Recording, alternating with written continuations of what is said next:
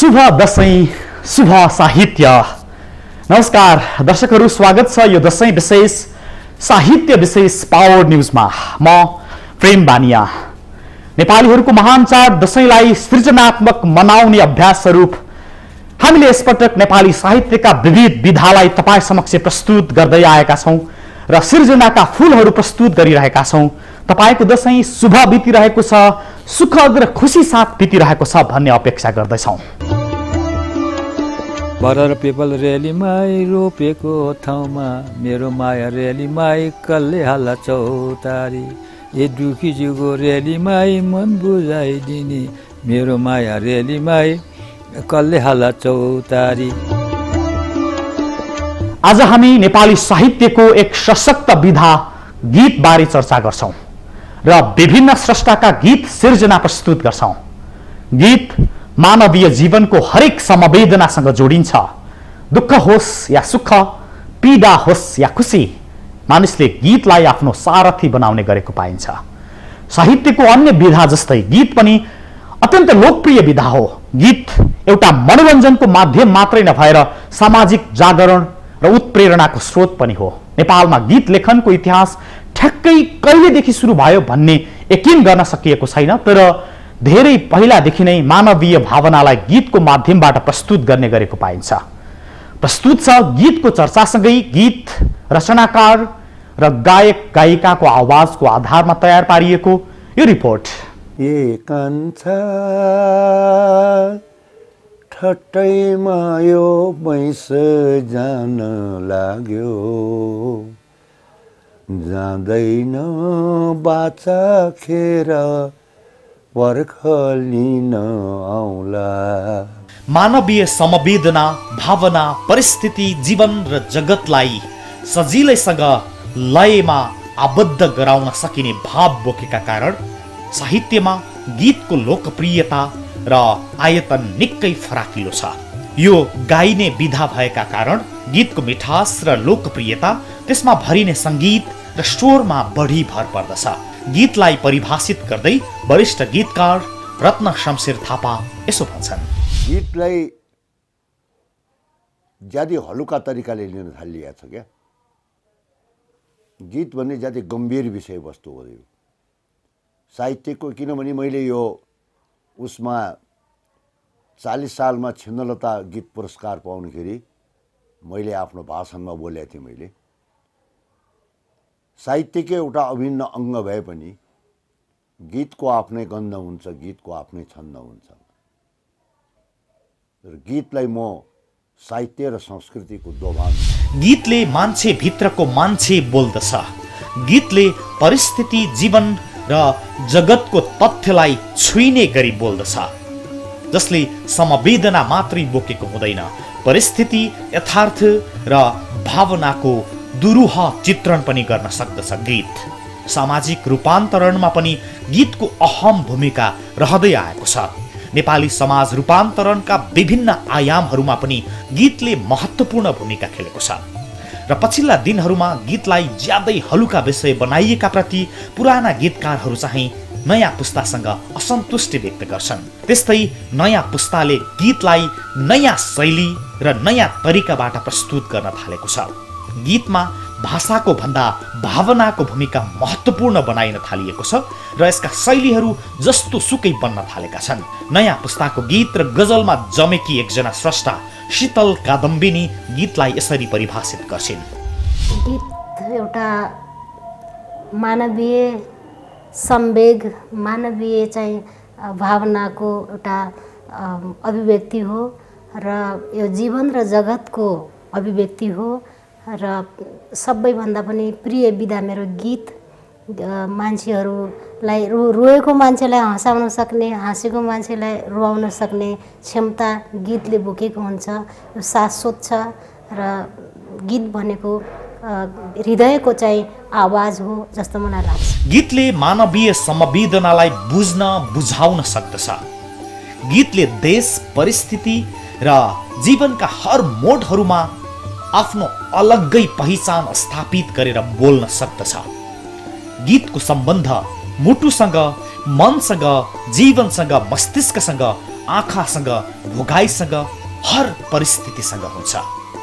रोएको व्यक्तिलाई हँसाउन सक्दछ गीतले र हाँसिरहेको व्यक्तिलाई रुवाउन सक्दछ गीतले। परिस्थितिमा मान्छेलाई अनुवाद गरिदिन सक्छ गीतले। यस्ता गीतहरू नेपाली साहित्यमा मात्र होइन, विश्व साहित्यमा निकै शक्तिशाली भएर उदाएका छन्। कतिपय गीतहरू यस्ता पनि छन् जो सुनेर धेरै मानिसहरूले आत्महत्या गरेको यथार्थ पनि छ। नेपालका एकजना संस्कृतिविद सत्यमोहन जोशी आफैले सङ्कलन गरेको गीत चाहिँ यसरी गुनगुनाउँछन्। बरर पिपल रेलीमाई रोपेको ठाउँमा मेरो माया रेलीमाई कल्ले हाला चौतारी। ए दुखी जुगो रेलीमाई मन बुझाइदिने मेरो माया रेलीमाई कल्ले हाला चौतारी। साहित्यमा गीतको विशिष्ट महत्व छ। केही पुराना गीतहरू गुनगुनाउँदै स्रष्टा रत्न शमशेर थापा। गोरेटो त्यो गाउँको लौन आज खोजी खोजी थाके नि पहिल्याउन सकिन, पहिल्याउन मैले सकिन। दुनियाँ बैगुनी हुँदामा बित्यो जिन्दगी रुदामा। हालेको होइन सुस्केरा मैले खोला त्यो सुसाको, छेडेको होइन साज मैले झोक्का हो हावाको। नसोची दिल दिँदामा बित्यो जिन्दगी रुँदा। चाहे पाप भनै अपराध मैले त मिठो भुल गरे, तिमी आउने जाने गोरेटोमा रङ्गी बिरङ्गी फुल छरे। रित्ता तिम्रा आँखाहरूमा मधुमास मुस्कुराउन् भनी, सुक्खा तिम्रा ओठहरूमा लाली गुराँस फुलुन् भनी।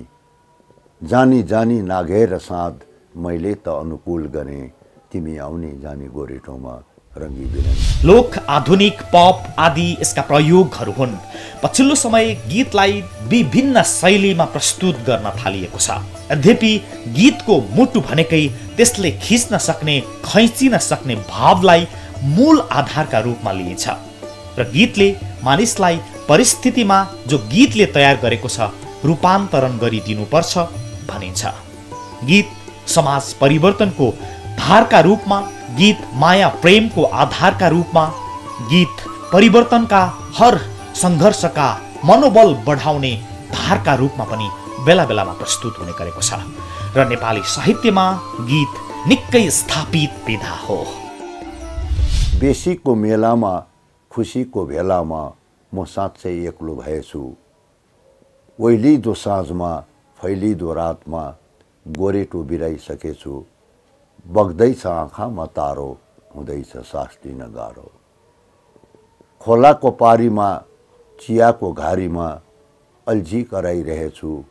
ती आँखामा म आफ्नै पाखामा कसरी पराई भएछु। दुख्दैछ यो मन सारो, हुँदैछ सास दिन गाह्रो। चिनिसके साथी मैले स्वभाव जिन्दगीको, चिनिसके साथी मैले स्वभाव जिन्दगीको। बार बार उघारेर नकाब जिन्दगीको, बार बार उघारेर नकाब जिन्दगीको। गीतले मान्छे भित्रको समवेदना बोकेको हुन्छ, बोलेको हुन्छ, कथेको हुन्छ। सामाजिक रूपान्तरणमा समेत गीतको अहम भूमिका रहन्छ। तर पछिल्लो समय शब्दमा जबरजस्त सङ्गीत भरेर गीतको महिमालाई कमजोर पार्न खोजिएको आरोप लाग्ने गरेको छ नयाँ पुस्तालाई। ग्रामीणका मौलिक गीतहरू, भजन र चुड्काहरूप्रतिको आकर्षण केही कम भए जस्तो देखिन्छ, तर महत्त्वका हिसाबले यो कमजोर छैन।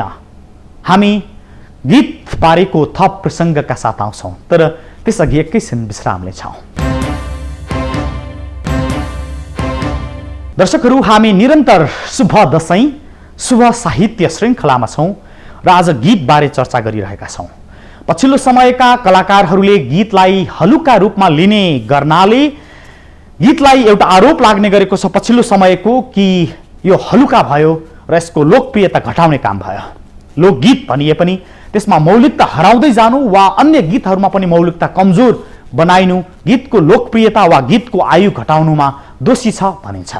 तर गीतको स्वरूप र प्रस्तुत गर्ने शैली फरक हुन सक्छ। गीतप्रतिको लोकप्रियता घट्दैन भन्नेहरू पनि छन्।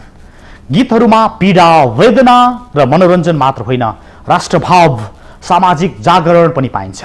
गीत मानवीय संवेदना र साहित्यको मात्र होइन, समाजको नै एउटा अभिन्न अङ्ग बनेको छ। प्रस्तुत छ केही सर्जकका सुन्दर गीत सिर्जना र गायन। गीत समाजको दर्पण हो, जीवनको ऐना हो, परिस्थितिको बयान पनि हो। गीतले देश बोल्दछ र देश बोलिएका गीतबाट नागरिकको आङ जिरिङ्न बन्दछ परिस्थिति अनुसार। जब जब देशका बारेमा गीतहरू बन्दछन्, ती गीतले देशलाई माया प्रेम मात्र होइन, देशका प्रति आहुति दिन पनि नागरिकलाई तयार गराउन सक्दछ।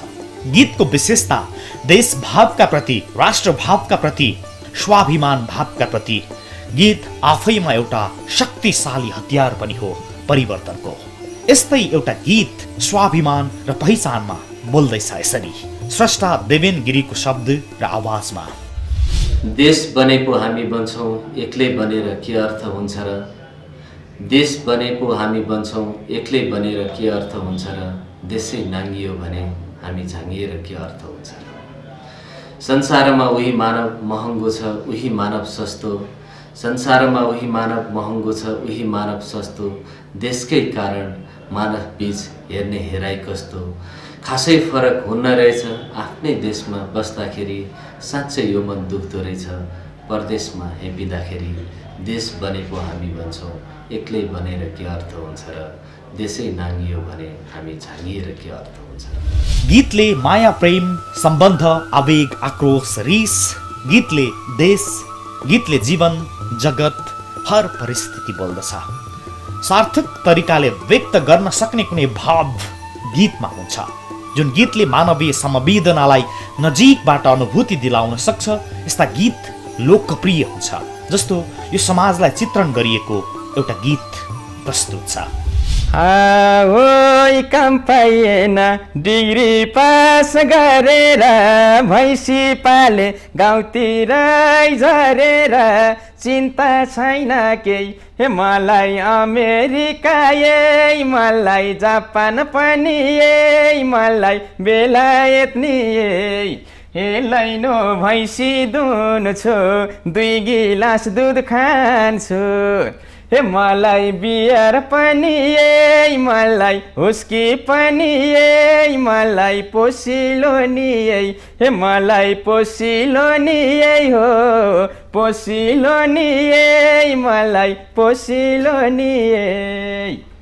आहै बुढा पनि छन् कुरा बुझ्दिने, ठुला भैँसी पाल्या छन् दुध दिने, चिन्ता छैन के मलाई अमेरिका ए, मलाई जापान पनि ए, मलाई बेलायत नि ए।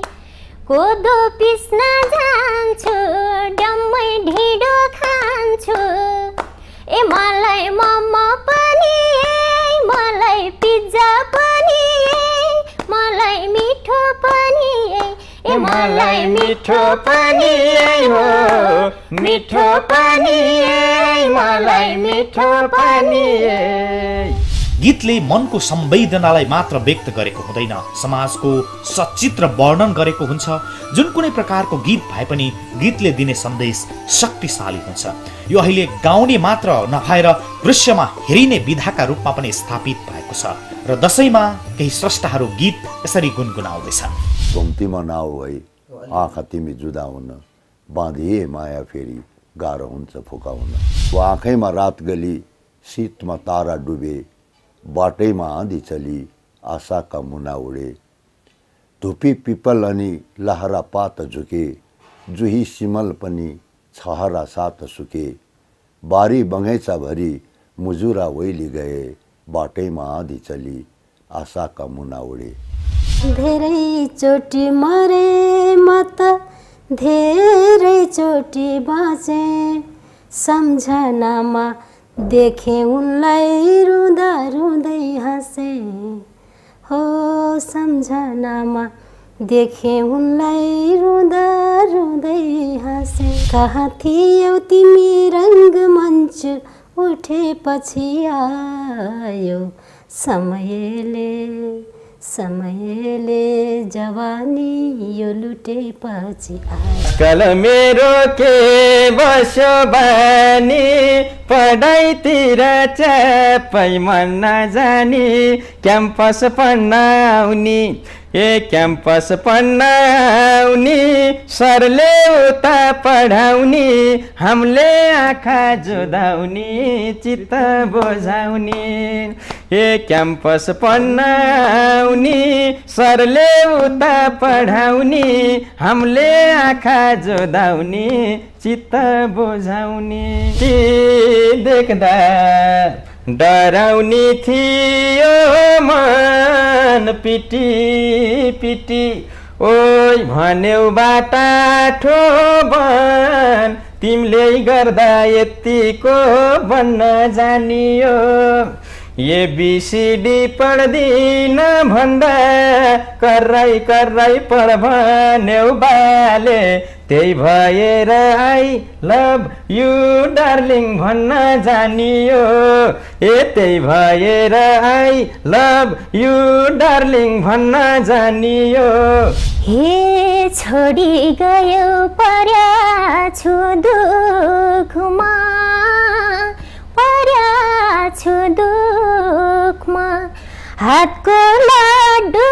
नभुइँमा मुखमा धेरै माया दिँदा यो चल भो रुवाई गयो जन्म राधार धरी तिम्रो के छ मेरो बेहाल भो सुन रे स्याराम अब म तँलाई पर्खन्न अब म देहात फर्कन्न सुन रे स्याराम